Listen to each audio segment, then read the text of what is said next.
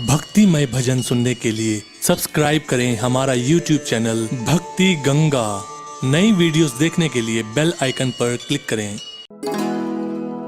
श्री गणेश गिरिजा सुवन मंगल मूल सुजान, कहत अयोध्या दास तुम देहु अभय वरदान। श्री गणेश गिरिजा सुवन मंगल मूल सुजान,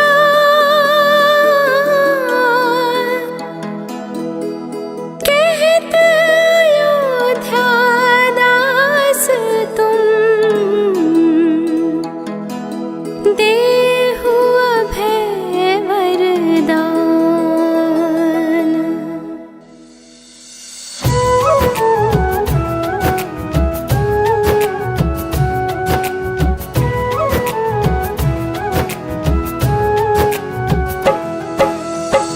जय गिरिजा प्रतिदीन दयाला, सदा करत संतन प्रतिपाला। भाल चंद्रमा सोहत नीके, कानन कुंडल नागफनी के।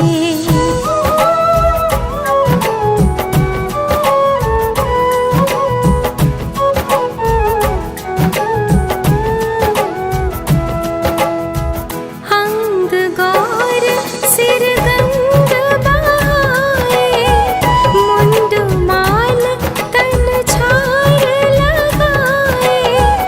वस्त्र खाल बागंबर सोहे, छवि को देख नाग मुनि मोहे। नैना मातु की हवे दुलारी, बाम अंग सोहत छवि नारी। कर त्रिशूल सोहत छवि भारी, करत सदा शत्रुन शयकारी।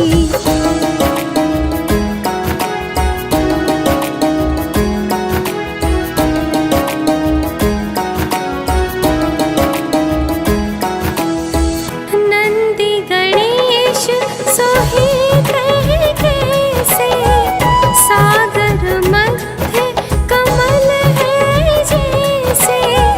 कार्तिकेय श्याम और गणराओ, या छवि को कहीं जात न खाओ। देवन जब ही जय पुकारा, तब ही दुख प्रभु आप निवारा। किया उपद्रव तारक भारी, देवन सब मिले तुम ही जोहारी।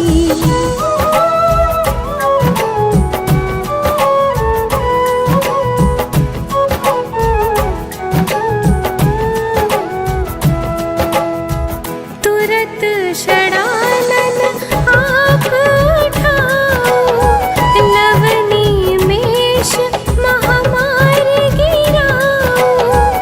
आप जलंधर असुर सहारा, स्वेश तुम्हार विदित संसारा। त्रिपुरासुर संयोग मचाई, सब ही कृपा कर लीन बचाई। किया तभी भागीरथ भारी, पूरब प्रतिज्ञा तसु पुरारी।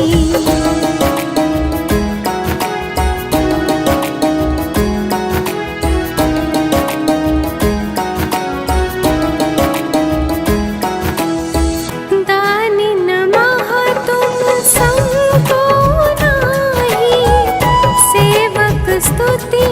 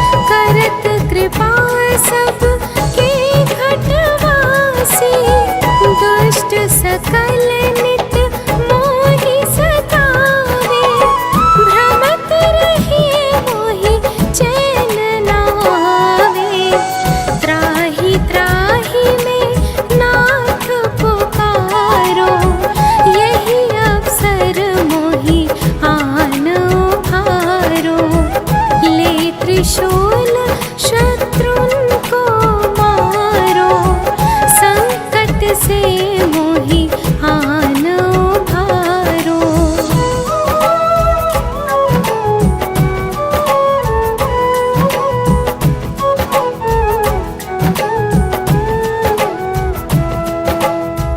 मातु पिता भ्राता सब कोई, संकट में पूछत नहीं कोई। स्वामी एक है आस तुम्हारी, आए हरहु अब संकट भारी। धन निर्धन को देत सदा ही, जो कोई जाचे वो फल पाही। स्तुति के ही विधि करो तुम्हारी, क्षम हो नाथ अब चूक हमारी।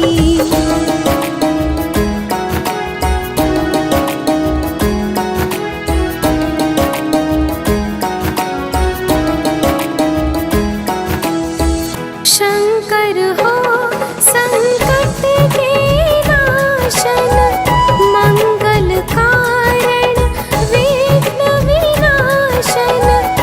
योगी यति मुनि ध्यान लगावे, नारद शारद शीश नवावे। नमो नमो जय नमो शिवाय, सुर ब्रह्मादिक पार न पाए। जो यह पाठ करे मन लाई, ता पार होत है शंभु सहाई।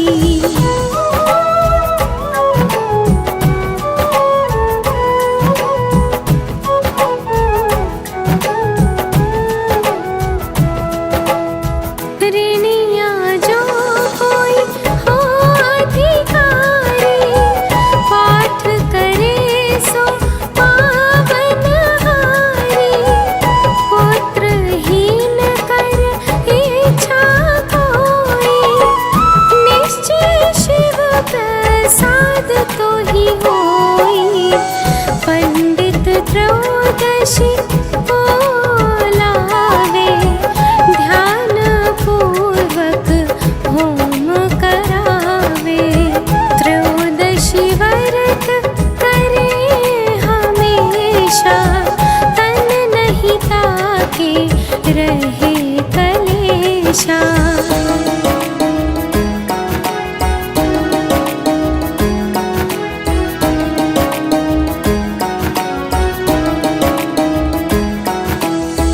धूप दीप नैवेद्य चढ़ावे, शंकर सम्मुख पाठ सुनावे। जन्म जन्म के पाप नसावे, अंतवास शिवपुर में पावे। कहे अयोध्या आस तुम्हारी, जानी सकल दुख हरहु तुम्हारी। नित नेम कर प्रातः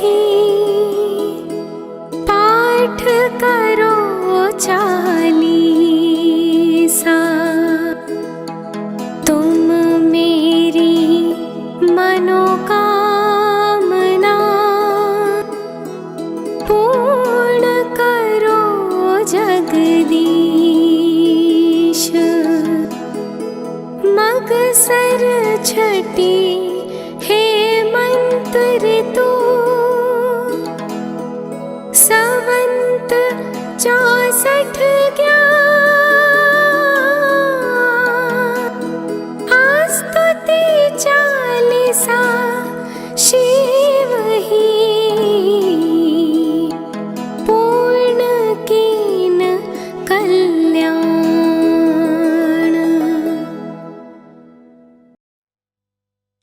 श्री गुरु चरण सरोज रज, निजी मनु मुकुर सुधारी, बरनौ रघुबर बिमल जसु, जोदायक फलचारी। बुद्धिहीन तनु जानिके, सुमिरो पवन कुमार। बल बुद्धि विद्या देहु मोहि, हारहु कलेश विकार।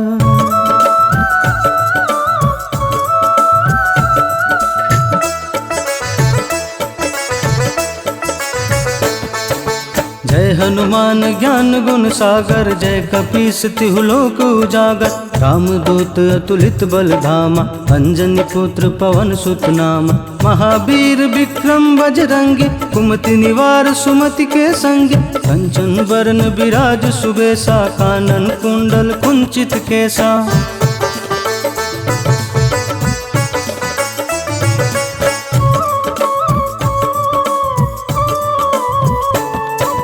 हाथ वज्र और ध्वजा विराजय, कांधे मूंज जनेऊ साज। शंकर सुवन केसरी नंदन, तेज प्रताप महाजगवंदन। विद्यावान गुणी अति चातुर, राम काज करिबे को आतुर। प्रभु चरित्र सुनबे को रसिया, राम लखन सीता मन बसिया।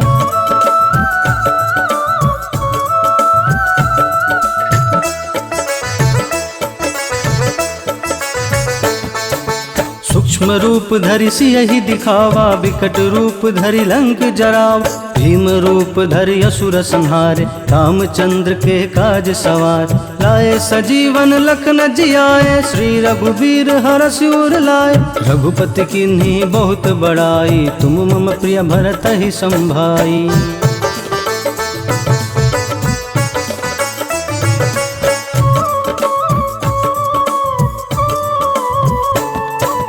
सहस बदन तुम्हरो जस गावे, अस कहि श्रीपति कंठ लगावे। सनकादिक ब्रह्मादि मुनीसा, नारद सारद सहित अहिसा। जम कुबेर दिगपाल जहाते, कवि कोविद कहि सके कहाते। तुम उपकार सुग्रीवहि कीन्हा, राम मिलाए राजपद दीन्हा।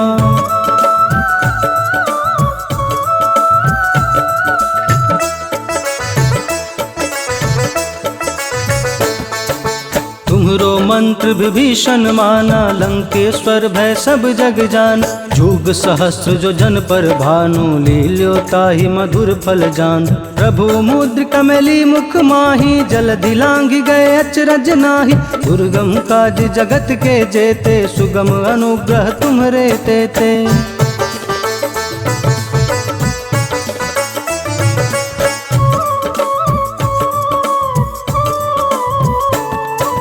राम दुआरे तुम रखवारे, होत न आज्ञा बिनु पैसारे। सब सुख लहै तुम्हारी सरना, तुम रक्षक काहू को डरना। आपन तेज संभारो आप, तीनों लोक हाँकते कांपे। भूत पिशाच निकट नहीं आवे, महावीर जब नाम सुनावे।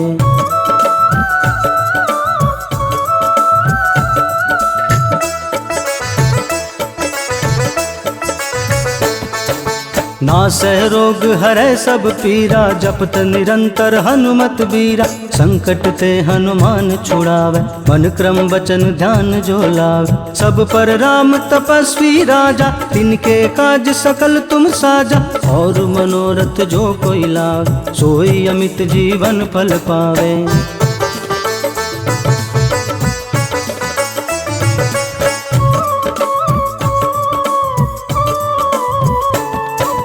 चारों जुग परताप तुम्हारा है, प्रसिद्ध जगत उजियार। साधु संत के तुम रखवारे, असुर निकंदन राम दुलार। अष्ट सिद्धि नौ निधि के दाता, असबर दीन जानकी माता। राम रसायन तुम्हारे पासा, सदा रहो रघुपति के दासा।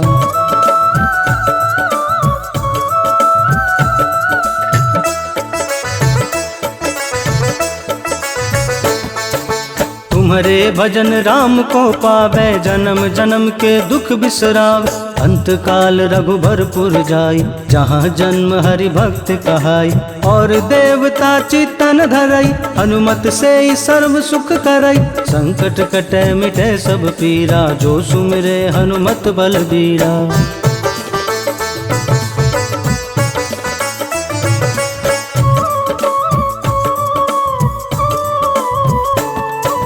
जय जय जय हनुमान गोसाई, कृपा करहु गुरुदेव की नाई। जो 7 बार पाठ कर कोई, छूटहि बंदी महासुख होय। जो यह पढ़े हनुमान चालीसा, होए सिद्धि साखी गौरी सा। तुलसीदास सदा हरि चेरा, कीजय नाथ हृदय मह डेरा। पवन तनय संकट हरना, मंगल मूरति रूप। राम लखन सीता सहित, हृदय बसहु सुरभूप।